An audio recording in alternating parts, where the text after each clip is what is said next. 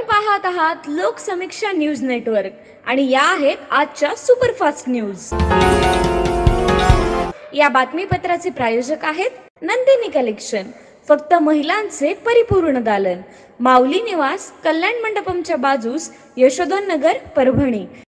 नमस्कार, मी प्रभू Dipke Loksamiksha news network मध्ये आपलं स्वागत करतो। आपण पाहत आहात परभणीचं एकमेव बातमीपत्र Loksamiksha superfast. Red Apple exclusive MIDC परिसर, परभणी। महाराष्ट्र राज्य माध्यमिक व उच्च माध्यमिक शिक्षण मंडळाच्या माध्यमिक शालांत प्रमाणपत्र परीक्षेचा निकाल आज 27 मे रोजी जाहीर झाला आहे। यामध्ये जिल्ह्याचा निकाल 93.03% इतका लागला आहे। छत्रपती संभाजीनगर विभागांतर्गत जिल्ह्यातील 28,222 विद्यार्थ्यांनी 10वीच्या परीक्षेसाठी नोंदणी केली। त्यापैकी 27,901 विद्यार्थ्यांनी परीक्षा दिली। त्यातील 25,959 विद्यार्थी उत्तीर्ण झाले आहेत। हे प्रमाण 93.03% इतकं आहे। यापैकी 9,183 विद्यार्थ्यांनी विशेष प्रावीण्यासह तर 8,889 विद्यार्थी प्रथम श्रेणीत, 6,109 विद्यार्थी द्वितीय श्रेणीत तर 1,778 विद्यार्थी उत्तीर्ण झाले आहेत। नेहमीप्रमाणे यावर्षी देखील मुलीच निकालामध्ये वरचढ ठरल्या असून मुलींच्या निकालाची टक्केवारी 95.73 तर मुलांच्या निकालाची टक्केवारी 90.78 इतकी आहे। तालुकानिहाय पुढील प्रमाणे निकाल आहे। गंगाखेड 94.63%, परभणी 94.59, पालम 93.75, सोनपेठ 93.53, पाथरी 93, पूर्णा 91.45, जिंतूर 91.22, सेलू 90.73 आणि मानवत तालुक्याचा निकाल 88.88% इतका लागला आहे। परभणी लोकसभा मतदारसंघासाठी 26 एप्रिल रोजी मतदान प्रक्रिया पार पडली होती। त्यानंतर मतदान यंत्र हे वसंतराव नाईक मराठवाडा कृषी विद्यापीठाच्या स्ट्रॉंग रूम मध्ये ठेवण्यात आलेले आहेत। येत्या 4 जून रोजी या मतदानाची मतमोजणी होणार असून यासाठी जिल्हा प्रशासनाने जय्यत तयारी केली असल्याची माहिती आज जिल्हाधिकारी रघुनाथ गावडे यांनी पत्रकार परिषदेत दिली आहे। 4 जून रोजी होणाऱ्या मतमोजणीसाठी प्रत्येक विधानसभा मतदारसंघासाठी 14 टेबल असणार आहे। यामध्ये जिंतूर विधानसभा मतदारसंघाच्या 31 पेरी, परभणी 24, गंगाखेड 31, पाथरी 29, परतूर 25 आणि घनसावंगी विधानसभा मतदारसंघासाठी 26 फेऱ्यांमध्ये मतमोजणी होणार आहे। यासाठी पुरेसा पोलीस बंदोबस्त देखील ठेवण्यात येणार आहे। आज झालेल्या पत्रकार परिषदेला जिल्हाधिकारी गावडे यांच्यासह अपर जिल्हाधिकारी प्रताप काळे, निवडणूक उपजिल्हाधिकारी जनार्दन विधाते यांची उपस्थिती होती। गेल्या वर्षभरापासून हिंगोली जिल्ह्यातील शेतकरी अनेक संकटाचा सामना करत आहेत। कधी ओला दुष्काळाचा सामना करावा लागतोय तर कधी कोरड्याचा। मध्यंतरी शासनानं दुष्काळी अनुदान जाहीर केलं, परंतु अद्याप देखील एकाही शेतकऱ्याच्या खात्यावर हे पैसे आले नाहीत।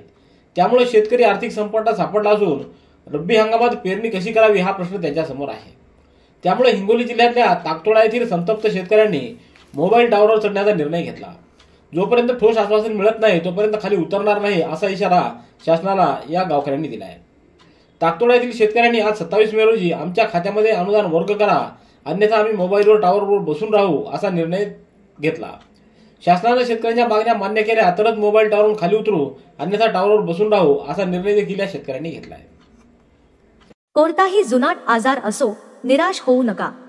एक वेळ बालाजी आयुर्वेदिक निसर्गोपचार केंद्राला भेट द्या। बालाजी आयुर्वेदिक निसर्गोपचार केंद्र, शाखा क्रमांक 3, शुगर, मुतखडा, गुडघेदुखी, मूळव्याध, दमा या आजारांवर खात्रीशीर औषध उपचार केले जातील।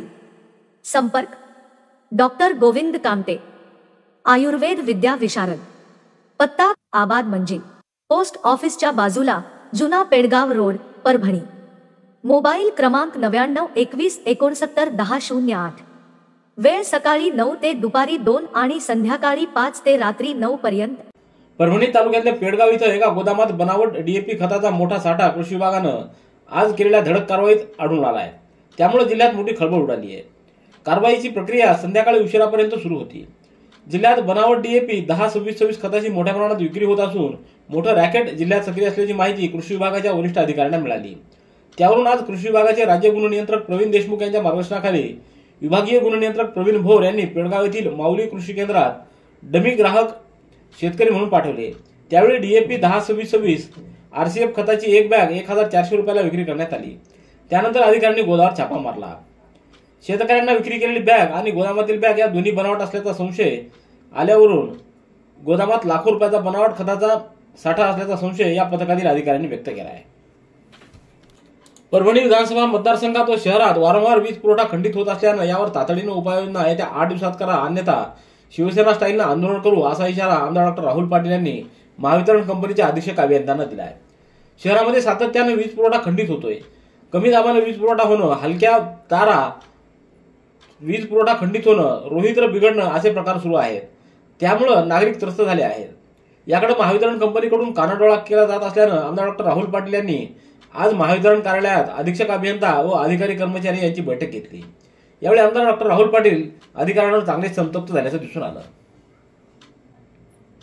शालेय अभ्यासक्रमातील धार्मिक व आक्षेपार्ह भाग वगळण्यात यावा अशी मागणी डेमोक्रेटिक युथ फेडरेशन ऑफ इंडियाच्या वतीनं राज्याच्या मुख्यमंत्र्यांकडे निवेदनाद्वारे करण्यात आली आहे. याबाबतचे निवेदन जिल्हाधिकाऱ्यांच्या मार्फत देण्यात आले. निवेदनात आपला देश व राज्य संविधानानुसार चालतात.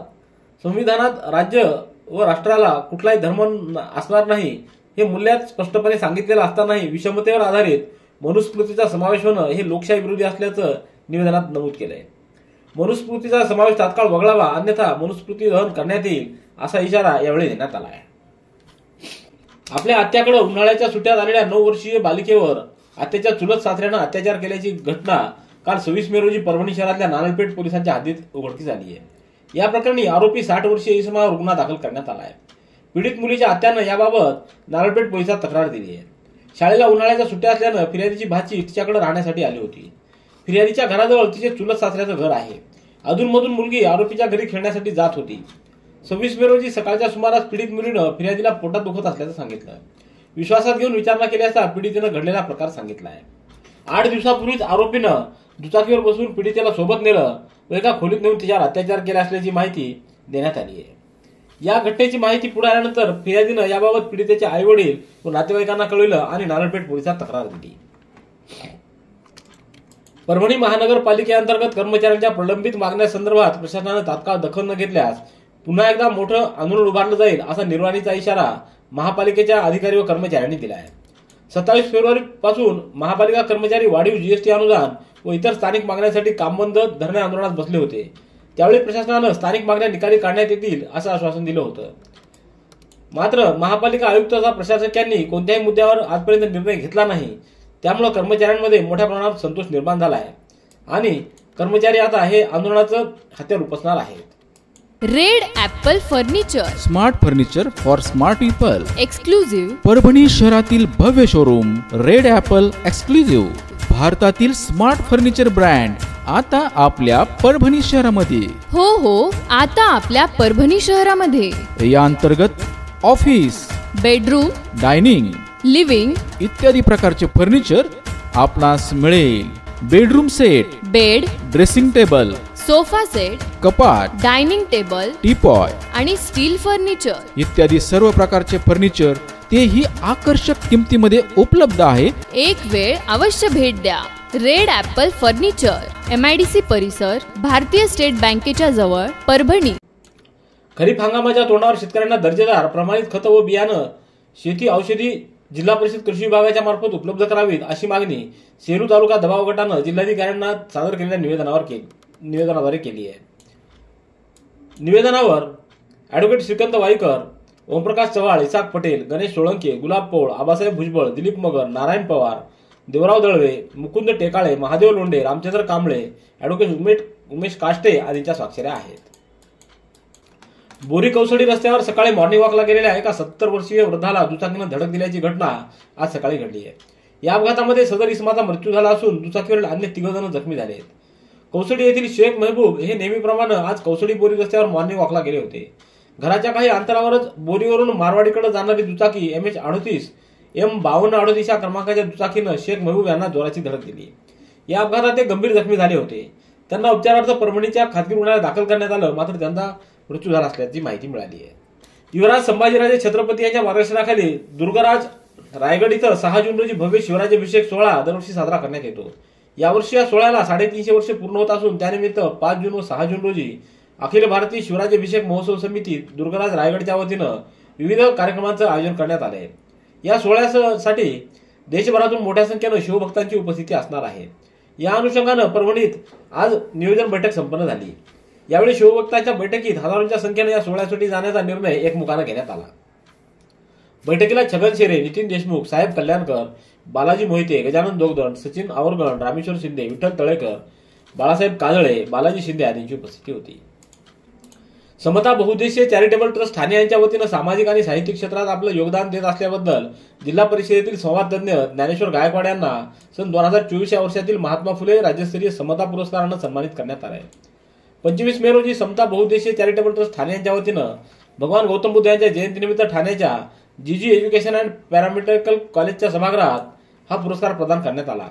यावेळी ज्येष्ठ पत्रकार आबासाहेब चासकर, माजी संचालक आरोग्य विभाग डॉक्टर संजीव कांबळे, ठाणे येथील जीपी पॅरामेडिकल महाविद्यालयाचे संचालक डॉक्टर गौतम गोसावी, ट्रस्टच्या अध्यक्षा वच्छला जाधव, त्याचबरोबर बीबी वानखेडे, मोहन खरे, सुनील शिंदे आदींची उपस्थिती होती. परभणी येथील वसंतराव नाईक मराठवाडा कृषी विद्यापीठातील कृषी अभियांत्रिकी व तंत्रज्ञान महाविद्यालयाच्या इमारतीतील मतमोजणी केंद्राची जिल्हाधिकारी रघुनाथ गावडे यांनी आज पाहणी केली. याप्रसंगी अपर जिल्हाधिकारी डॉक्टर प्रताप काळे, निवडणूक उपजिल्हाधिकारी धनार्दन विधाते, अपर पोलीस अधीक्षक यशवंत काळे, महापालिका आयुक्त तथा प्रशासक तृप्ती सांडभोर, नायब तहसीलदार सतीश रेड्डी, अव्वल कारकून दत्ता गिनगिने आदींची उपस्थिती होती. रब्बी हंगाम 23-24 मधील हरभरा पिकाचा विमा सरसकट देण्यात यावा अशी मागणी आज शिवस्वराज्य मित्र परिवाराच्या वतीनं राज्याचे मुख्यमंत्री यांच्याकडे जिल्हाधिकाऱ्यांमार्फत निवेदनाद्वारे करण्यात आली आहे. निवेदनामध्ये सन 2023-24 मधील रब्बी हंगामातील शेतकऱ्यांनी हरभरा पिकाचा विमा भरलेला असतानाही अद्यापही अनुदान मिळालं नसल्याचं नमूद केलं आहे.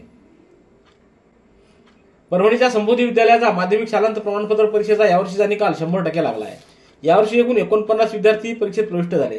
त्यापैकी 7 विद्यार्थी विशेष प्रावीण्यासह उत्तीर्ण झालेले आहेत. तसंच प्रथम श्रेणी 27 विद्यार्थी उत्तीर्ण झाले. विद्यालयातील ज्योती दळवे ही विद्यार्थी 89.6% मिळून प्रथम, तर विशाल बाबर यानं 87.6% मिळवत द्वितीय आणि भाग्यश्री वावळे हिनं 81.4% गुण मिळवून तृतीय क्रमांक पटकावला आहे. सर्व यशस्वी विद्यार्थ्यांचे संस्थाध्यक्ष भीमराव हातियांबरे, डॉक्टर अरविंद सावते, शेषराव जल्लारे, भगवान जगताप, मुख्याध्यापक अविनाश मालसमिंदर आदींनी अभिनंदन केलं आहे. धर्मापूर येथील रायरेश्वर माध्यमिक व उच्च माध्यमिक विद्यालयाचा 100% निकालाची परंपरा कायम राखत एसएससी बोर्ड परीक्षेत विद्यार्थ्यांनी घवघवीत यश संपादन केलंय. विद्यालयातून सर्वप्रथम आकाश मस्के यानं 97%, द्वितीय प्रतीक्षा भालेराव हिनं 96%, तर राजेभाऊ कानडे यानं 95.40% गुण मिळवत यश मिळवले. एकूण निकालामध्ये 90 पेक्षा जास्त गुण घेणारे 52, विशेष प्रावीण्यासह 187, तर प्रथम श्रेणीत 42 विद्यार्थी उत्तीर्ण झाले आहेत. यशस्वी विद्यार्थ्यांचं प्राध्यापक किरण सोनटके, प्राध्यापक शीतल सोनटके, आरजी पोले आदींनी अभिनंदन केलंय. तालुक्यातील पिंपरी देशमुख, धर्मापुरी, पोरजवळा, जलालपूर आणि पिंपळा या गावामधील जमिनीचं 1 लावणी वर्ष 2024-25 साठी जाहीर लिलावाची प्रक्रिया 30 मे रोजी सकाळी 11 वाजता परभणीच्या तहसील कार्यालयात पार पडणार आहे. या जमिनीच्या लिलावात इच्छुक शेतकऱ्यांनी उपस्थित राहण्याचं आवाहन तहसीलदार डॉक्टर संदीप राजापुरे यांनी केलंय. शांताबाई नखाते विद्यालय पाथरीचा महाराष्ट्र राज्य माध्यमिक व उच्च माध्यमिक शिक्षण मंडळाच्या वतीनं 2024 मध्ये घेण्यात आलेल्या 10वी बोर्ड परीक्षेचा निकाल 96.15% इतका लागलाय. याही वर्षी विद्यालयानं उत्कृष्ट यश संपादन केलंय. 10वी बोर्ड परीक्षेत यावर्षी 208 विद्यार्थी प्रविष्ट झाले होते. त्यापैकी 200 विद्यार्थी उत्तीर्ण झाले आहेत. यामध्ये 82 विद्यार्थी विशेष प्रावीण्यासह उत्तीर्ण झाले असून 59 विद्यार्थी प्रथम श्रेणी उत्तीर्ण झाले. यशस्वी विद्यार्थ्यांचं अनिल नखाते, भावना नखाते, शिवाजी गीते, मुकेश राठोड, आदित्य नखाते, अजिंक्य नखाते, रमेश सरोदे आदींनी अभिनंदन केलंय. रेड ॲपल एक्सक्लुझिव्ह MIDC परिसर परभणी. याबरोबरचे बातमीपत्र संपलं. पुन्हा भेटूया उद्याच्या सुपरफास्ट बातमीपत्रात. पाहत रहा लोकसमीक्षा. तुम्हाला हे बातमीपत्र कसं वाटलं याबद्दल आपली प्रतिक्रिया नोंदवा. दररोजचे अपडेट्स मिळवण्यासाठी लोकसमीक्षा चॅनलला सबस्क्राईब करा. धन्यवाद.